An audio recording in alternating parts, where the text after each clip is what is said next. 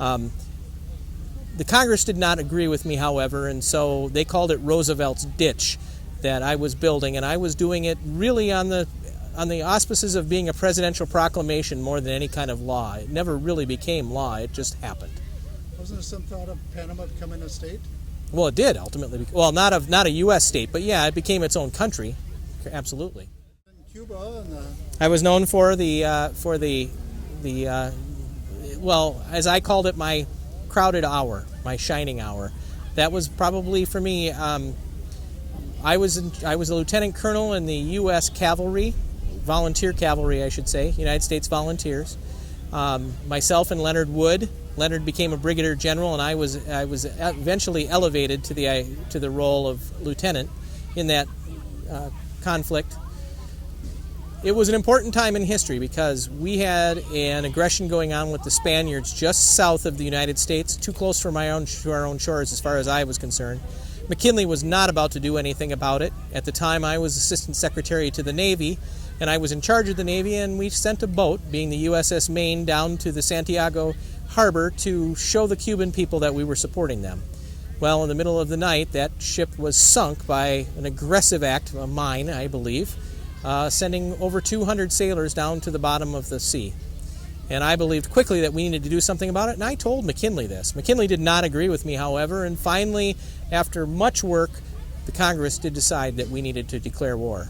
Well, I told McKinley that I was going to go off and I was going to enroll in the infantry, or in the Army, I should say, and he said, there is no way you're going to be doing that, Roosevelt. I need you in the Navy. And I said, sir, the Navy is not where I need to be. So ultimately, the Congress created a volunteer cavalry unit that they asked me to be in charge of, and I said I am not a fit man for that. I would rather have somebody who has done it before, and that brought in Leonard Wood. And ultimately, we went to Cuba, not as a cavalry unit, but as an infantry unit, as it were, when we finally got there.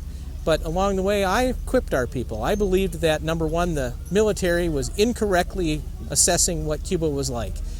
And so Cuba, for the infantry, they were in wool. My people were in canvas because I knew it was going to be cooler. I also had us buy Craig rifles as opposed to the standard military rifles because I wanted something that was going to shoot a smokeless powder, because I knew as we shot that we would be sitting ducks unless we had smokeless powder, and I was right. Finally, we were at the base of the Kettle Hill when the charge began, and we were getting mowed down by the people on the top, the Spaniards on the top, with German machine guns. And I told my team, we have to move now or we're going to be cut alive. And so we started up the hill. We were all being shot at. I was the only one on horseback at the time, and instead of saying, let's go, I just told everyone simply, follow me. So it was myself with my Rough Riders and a group of Buffalo soldiers who were Standard Army that we went charging up Kettle Hill, taking over that hill, and ultimately seeing our Patriots on the other side, going up the San Juan Hill and following up. So what happened to Cuba after that? Well, unfortunately, my men, after we had taken over and won, Spanish declared that we were the victors. They started to leave, and we kept our people on the island. Well, the problem is that my men were contracting malaria. And so I told my government that we needed to get them the hell out of there. We were losing more men now with malaria than we ever did during the battle. But the government, being the government, didn't move quite as fast as we could have, and they finally told us that we could leave, meaning we, the officers, and leave our men behind. And I said, that will not happen. I will not leave my men.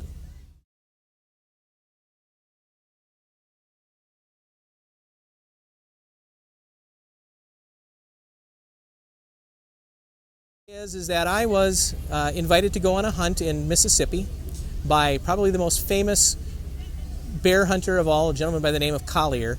And the way that you hunt bears is you use dogs. Well, Collier sent me to the edge of the woods and said, Roosevelt, I'm going to send the dogs in, and they're going to flush the bear right back to you. So I stood there for a while, and I got rather bored, and then I got rather hungry. And while I'm waiting, sure enough, the bear came out right where they told me it would be. Well, Collier's got him, and he says, where's Roosevelt? And they send us Ryder to find me. Well, of course, I'm enjoying lunch at the time. So they say, Roosevelt, Roosevelt, we have your bear. Well, during that time that I'm riding back, Collier's dogs have surrounded this poor bear and are attacking it. And the bear, being angry and slightly injured, attacks back and ends up killing one of Collier's favorite dogs. Well, Collier takes the butt end of his rifle, knocks the bear out, grabs a lasso, ties it around the bear's neck and the other end to the tree and says, "Go find Roosevelt." By the time I get back, here's this poor bear tied to a tree, bleeding from the head. And he says, "Here's your bear, Roosevelt." And I said, "I will not shoot that bear." Well, now being the President of the United States, I am a very famous man, and I have my own group of reporters and such that follow me everywhere I go.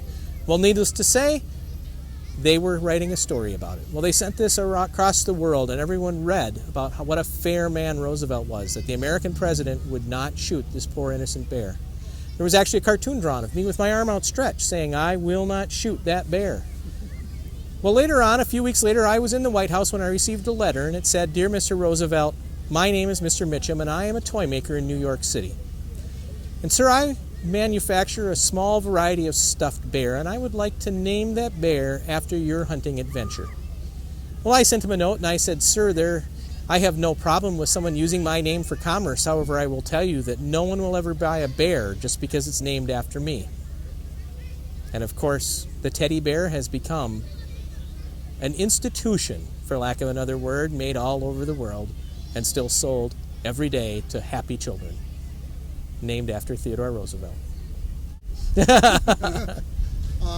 can we add? What's your most famous quote?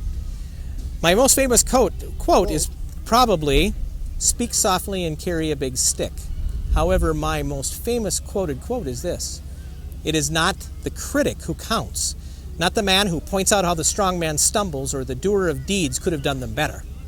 The credit belongs to the man who is actually in the arena, whose face is marred with dust and sweat and blood, who strives valiantly, who errs, who comes up short again and again. For there is no effort without error or shortcoming. But he who strives to do the deeds, who knows the great devotions, the great enthusiasms, who spends himself to a worthy cause, who in the end knows the triumph of high achievement if he succeeds. But if he fails, at least he fails while daring greatly, so that his place is never with those cold and timid souls that knew neither victory nor defeat." That's a good finish.